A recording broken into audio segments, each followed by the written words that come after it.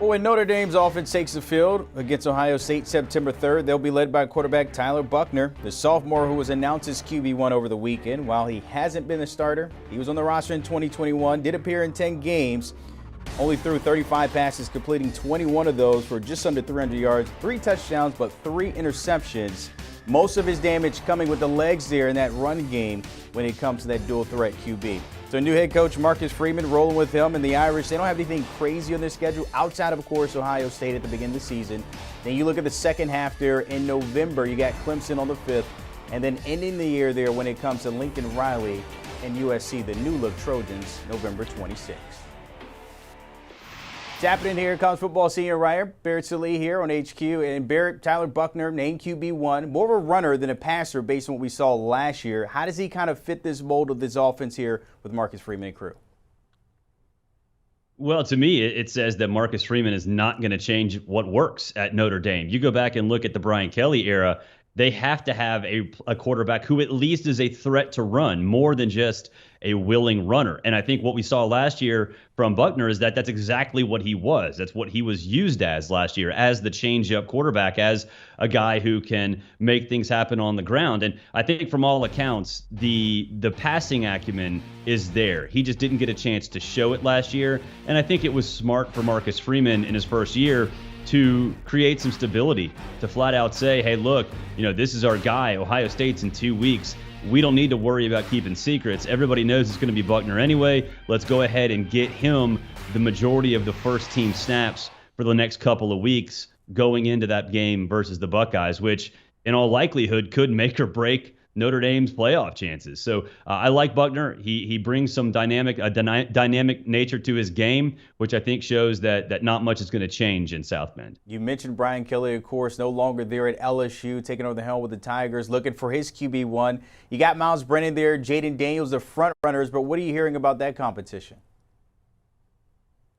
Yeah, it sounds like it's Jaden Daniels, and more Jaden Daniels. And, in fact, I've heard a lot about Garrett Nussmeier taking maybe the number 2 snaps more than Miles Brennan. But to me, it feels like it's Jaden Daniels. That was the reason he's there. Brian Kelly targeted him. He has a ton of experience and experience running an offense that is very similar to Notre Dame's. He's the only one on that roster who is a threat on the ground. And when you have a shaky offensive line, when you have a running back situation that is uncertain but potentially good, you need to have somebody that can run back there. Jaden provides that. Now, I know it's a little concerning because he has regressed every single year at Arizona State, but this is a new system. Maybe he just needed a fresh start. And I think right now, I'd be floored if going into that game against Florida State on September 4th, if Jaden Daniels hadn't taken the first team snaps. Opening there with the Noles, and you look at later, October 1st, they play the Tigers and Auburn. And speaking of them, they're keeping their options open. They have 3 options there in Finley, Calzada, and also Ashford. What's the QB competition looking like there for them? It's a dead heat between Finley and Calzada right now. I think what Brian Harsin really wants to do is truly get a gauge of what Zach Calzada can do, because he was injured in the spring. Now, with that said, they had a big scrimmage over the weekend, and of all 3 quarterbacks, it seemed like Harsin was most complimentary of TJ Finley. I don't know if that's motivation for Zach Calzada or that Finley is actually creating some true separation. But to me right now, if I had to put it in a depth chart myself, my guess would be TJ Finley followed by Calzada and Robbie Ashford. But Brian Harsin told me at SEC Media Days that he's not opposed to a 2-quarterback system. So for me, what that suggests is that it's going to be either Finley or Calzada, with Finley the front runner right now, with Robbie Ashford being more than just a change-up quarterback, a guy who can run and pass. So I think right now you're probably looking at a 2-quarterback system to begin with. And if I had to guess, it'd be Finley and Ashford rather than Calzada and Ashford. We're not too far removed from Bo Nix, was there as their QB1, now taking his talents to the Pac-12 at Oregon. We've seen what he's done the past couple of years, kept them competitive there in Auburn. But what do you need to see with him here with the Ducks? Just consistency. Bo is a very dynamic quarterback, but from a consistency standpoint, it's just tough to trust him. I think that he needs to stop trying to be Johnny Manziel and actually be a quarterback who can stay in the pocket and go through progressions. I think Dan Lanning is going to expect that from him at Oregon. So if we see that, then yeah, Oregon's going to be a threat. I don't think there's any doubt about that. But right now, I think it's just too much too soon to think that suddenly he's going to be a difference maker now that he moved out west.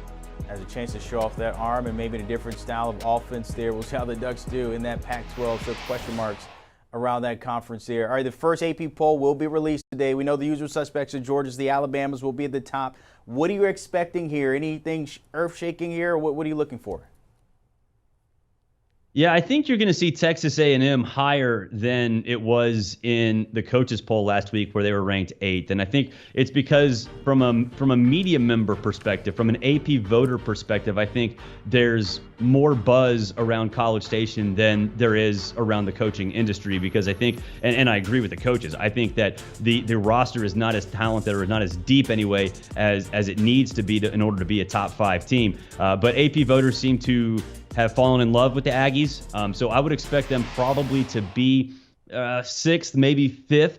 Notre Dame was number 5 in the coaches poll last week. I think A&M's probably going to be one spot above Notre Dame, if I had to guess, in that number 5 slot. All right, that's coming out noon today. Of course, we'll be all over here in HQ as always. Barrett Sallee, appreciate your time breaking that down the closer we get to that poll, as well as looking at those QB battles across college football. Don't forget, you can catch them on the Cover 3 podcast as well.